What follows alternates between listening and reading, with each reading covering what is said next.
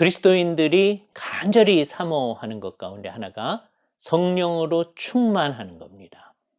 사도 바울이 우리한테 이렇게 얘기했죠. 술 취하지 마라. 이는 방탕한 것이니 오직 성령으로 충만함을 받으라 라고 얘기했죠. 명령형으로 되어 있기 때문에 계속 요구받고 있는 겁니다. 우리들은 이미 성령으로 세례받은 사람들입니다. 이 개념을 분명히 하셔야 돼요. 예수 그리스도로 말미암아 중생한 사람들은 이미 성령으로 세례받은 사람들이다. 그걸 믿음으로 확신해야 됩니다. 물론 예수를 진짜로 안 믿는 사람들은 성령으로 세례받은 게 아니십니다. 그 사람은 오늘이라도 성령으로 세례받으셔야 됩니다. 그러나 예수를 내가 정말로 믿는다는 사람들은 성령님으로 세례를 받아서 성령님의 역사하심에 의해서 예수님을 주라고 고백할 수 있는 겁니다. 그리고 우리가 그것을 믿음으로 고백하고, 이렇게 성령으로 이미 세례받은 사람은 이제 성령 충만해야 되는데요. 계속적으로 충만할 필요가 있는 거예요. 성령 세례는 유일회적입니다. 그러나 성령 충만은 계속 있어져야 할 일입니다. 그럼 도대체 성령 충만이란 뭔가 하는 것들을 한번 생각해 보죠. 흥미롭게 성령 충만을 뭐하고 대조해서 얘기하냐면 술 취하는 것하고 대조해서 얘기하고 있습니다. 그러니까 비슷한 현상이 있다는 것이죠. 술이 사람을 지배하는 것처럼 성령이 너희를 지배하는 일이 있어져야 된다라고 하는 거예요. 그럼 도대체 성령으로 충만했을 때 어떤 결과가 나타나는지를 먼저 생각을 해보겠습니다. 그것을 통하여서 도대체 성령 충만이 어떤 것인지를 생각하려고 합니다. 에베소서 6장 18절에서 성령 충만에 대해서 명령을 준 다음에 곧바로 무슨 얘기가 따라 나오느냐면, 시와 찬송과 신령한 노래들로 서로 화답하며 너희의 마음으로 주께 노래하며 찬송하며 범사의 우리 주 예수 그리스도의 이름으로 항상 하나님 아버지께 감사하며, 이렇게 나옵니다. 여기까지 있는 말씀은 결국 뭐냐? 참된 예배로 나아가게 된다는 거죠.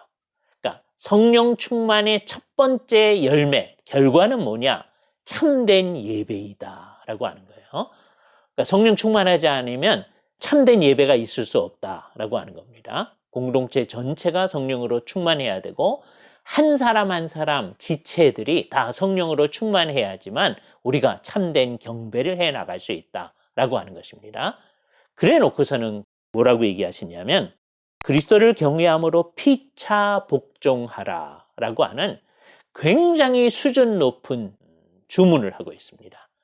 성령 충만의 결과로서 이제 예수 그리스도를 믿는 사람들은 서로 복종하는 관계 가운데 있게 되어진다.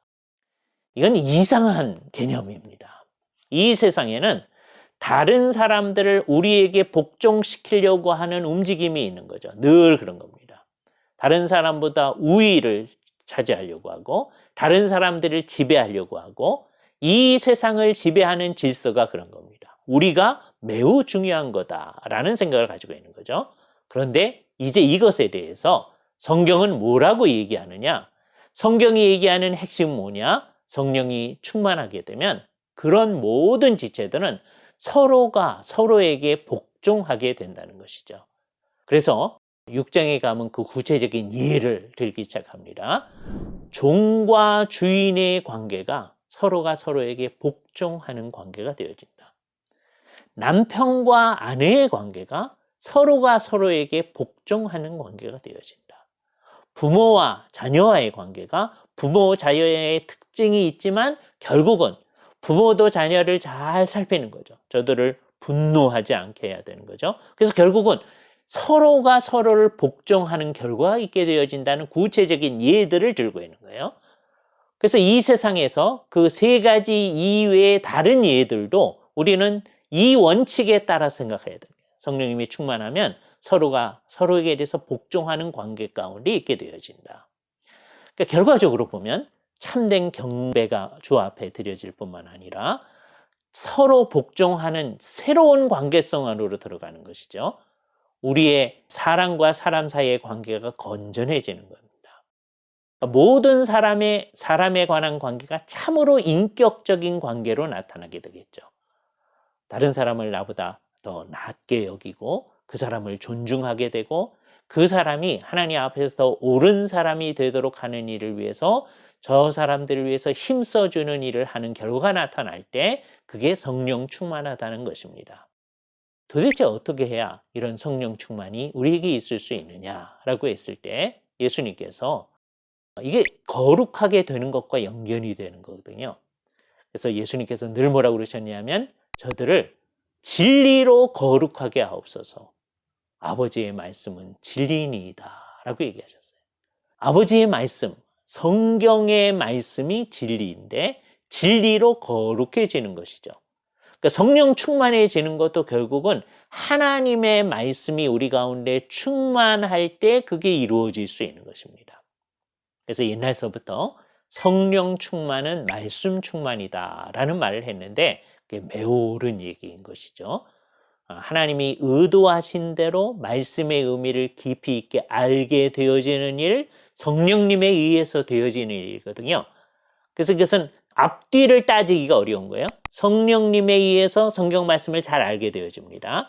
그렇게 되어지면 성령을 잘 알게 된 것에 의해서 성령님과의 관계가 더 깊어지게 되는 거예요. 그래서 이런 관계성, 이걸 선순환 관계라고 말할 수 있는데 성경을 더 잘 알면 성령님을 더 잘 알게 되어지고 성령님을 더 잘 알면 성경을 더 깊이 있게 알게 되죠. 그래서 이 선순환 관계 속에서 우리가 날마다 성령님께 대해서 더 충만한 관계성을 가지게 되어지는 거예요. 그게 우리가 참으로 거룩해져 나아가는 길이라고 말할 수 있는 거겠죠.